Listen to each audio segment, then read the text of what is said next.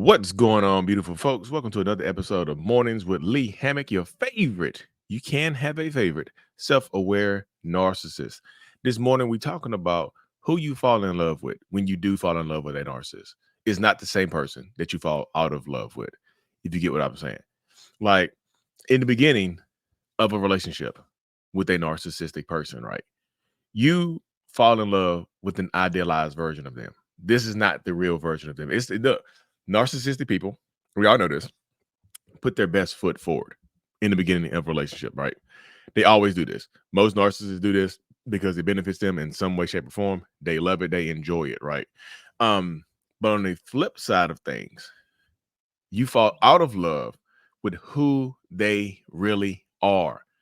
When a narcissist reveals their true character throughout the relationship dynamic, when a narcissist shows you who they really are in the relationship or throughout the relationship, you fall out of love with that person, but you don't necessarily leave. Like, you want to get back to the beginning.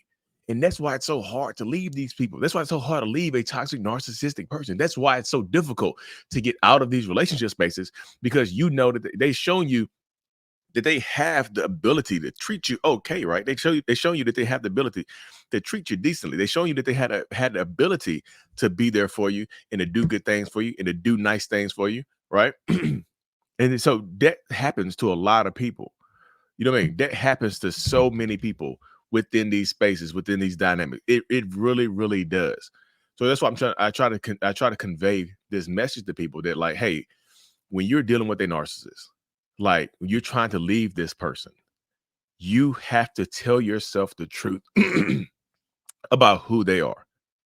You have to be real with yourself about who they are, because that confusion at the end of the relationship, that mind fog, that confusion, that brain fog, is going to keep you stuck.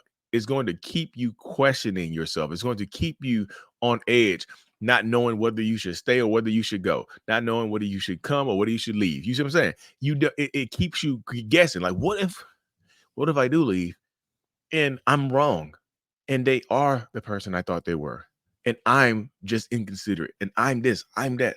Like, what if I do leave and they treat the next person better because I'm the blame right here? You, in this space right here, tell yourself the truth. The person that they shown you at the end, the person that you have fallen out of love with, is who they really are. That's it right there. This is who they really are right here. The person that they're showing you right now in this moment is absolutely who they are. And it's a lot for people to reconcile with. They're like, well, damn, well, it's hard for me to believe that it was all fake, that they were faking it from the beginning. I didn't say that they were faking from the beginning, though, right? I don't believe that all narcissists fake it from the beginning. I just don't. Yeah, that's just my personal belief. When I was with my son's mom, when I was with my wife, I'm still with my wife, but I was not faking it from the beginning. I really liked these people. I was really enthralled with these people. I really wanted to give them the best version of me. But like most narcissists, we can only hold it up for a certain amount of time, right? We can only hold that part. We can only hold that part up for a little while, right? We can't hold it up for an extended period of time, because that's not how it works within our minds. Like, we can't do it for that long, because we get lost in ourselves. We get lost because it gets, yeah. The way I describe it is, I tell people the mask gets heavy. And I mean that. The mask of a narcissist absolutely gets heavy. It's like it gets heavy carrying this mask around. It gets heavy toting it around and being who I am and doing what I have going on right now. It gets heavy and tiresome trying to survive and trying to thrive in these different type of environments and whatnot. It gets heavy putting my best foot forward. It gets heavy trying to hold up and maintain this good reputation. So I need to make you fall in love with me as fast as possible. So I'm going to put my best. It's going. Not only am I putting my best foot forward, I'm putting other people's foot forward. You know, because I'm taking, I'm taking stuff I learned from my previous relationships and love bombing you with it. Right? I'm showing you that I have the potential to be this great, amazing person. I'm showing you that. I'm showing you that right now, right? And in this space, you see it and you fall in love with this version of me, and you want this version to stay. You want this version back. When this version starts to disappear, when I finally take the mask off because it's so heavy, You want that person back, but you're not getting the vessel is still here. This is one of the most confusing things right here. The vessel of the narcissist is still here, right? What I mean by vessel is the body is still here. You still can look at me and touch me and love me and care for me, but I'm not treating you the same way. I still look. It's kind of like you're a skinwalker. You mean like a skinwalker? I look the same. I talk the same. I smell the same. You know what I mean? I'm the same height, same weight as the person that you fell in love with, but the insides are different, right? Something's changed internally. The external is still exactly the same. It's the internal that has changed, which can be so confusing for so many people, right? Because the internal has changed up so much. It's just like the vessel is still here. So it's like it's hard to mourn somebody that's still here in front of you. It's hard to mourn somebody that can text you and call you and stuff like that. That's why a lot of people consider a lot of like former addicts and whatnot say leaving a narcissistic relationship can be harder than breaking an active addiction to a drug or to alcohol. This is not my perspective. This is what people have told me. And when I talk to them, I say, yeah, I can understand where you're coming from with that, because alcohol and the drugs, they can't call you. Alcohol and the drugs can't text you. Alcohol and the drugs can't come to your house or show up to your work. You know, they can't do that. Alcohol and drugs can't reach out to your family members and friends. Alcohol and drugs can't post on Facebook talking about they miss you. Alcohol and drugs can't post crying videos on Snapchat and sad ass songs on Instagram stories and things like that. Alcohol and drugs cannot do that. But you know what can? Your toxic narcissistic ex. They can do that. So that's why it's so hard to get rid of these people out of your life, right? And a lot of times you think that you still love them. You think that you still love this person. Like I said, it's not the same person you met. It's the same vessel, not the same insides. The skinwalker. You have a skinwalker. I'm Skinwalker Lee. You know, I'm Lee with an asterisk beside my name. I can't say asterisk. I got my southern drawl, y'all. I feel like I got my tongue is too bad. I can't say an asterisk. Asterisk. Oh, God. Don't pick on me, y'all. Don't pick on me. That's one of the words I cannot say. A star, a little star at the top right-hand corner of the word. You know what I mean?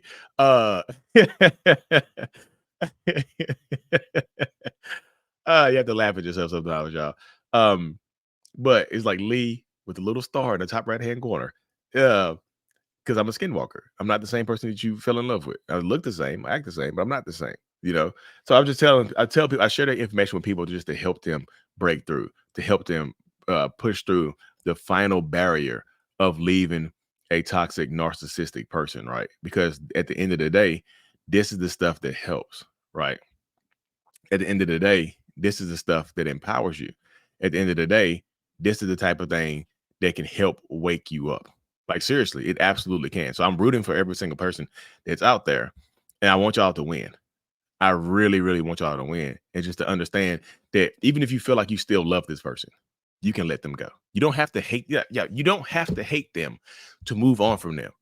You don't. You absolutely do not have to hate this person. You can love people. You know, this is one of my popular sayings. You can absolutely love people from a distance. You can. 5 a.m. I meant to cancel that. You can love people from a distance. You don't have to allow people into your life, into your space. You can love them from way across the street and say, hey, look, you know what? I love you, but stay over there. You still look like my ex. You look like the person I fell in love with, but you're not the same person. You can have love for a person that hurt you. You can miss a person that hurt you, but you don't have to allow them back into your life and into your space. So it really is really difficult to just come to the realization that you fell in love with the person, the same vessel you fell in love with, you fell out of love with, you know, and they're still there. And they still sometimes show you flashes of the original version of them, right? They still show you flashes of who they could be. They show you flashes and whatnot of how those things work and whatnot. They show you these flashes. But this is crazy, right? That's what I'm just telling you. You can still win. You have the ability to win so much. Like I be really can't talk straight. You can win. You just have to push through the pain. You have to push through the hurt. You have to, sometimes it can help you to get a support system, y'all. It can help you have a support system. I know I have my group called the Mental Healers. You can find more about that at my site right here, courses.mentalhealness.net.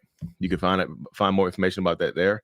And like I said, I'm rooting for every single one of y'all to win and push through this last hurdle, to jump over this last hurdle, and to understand who you are and understand and accept who they are.